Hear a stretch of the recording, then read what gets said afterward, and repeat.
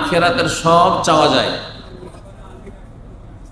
রব্বানা আতিনা ফিদ দুনিয়া হাসানা ওয়া ফিল আখিরাতি হাসানা ওয়া কিনা আযাবান্নার। এটা মুমিন মুসলিমের দোয়া, ভালো মানুষের দোয়া।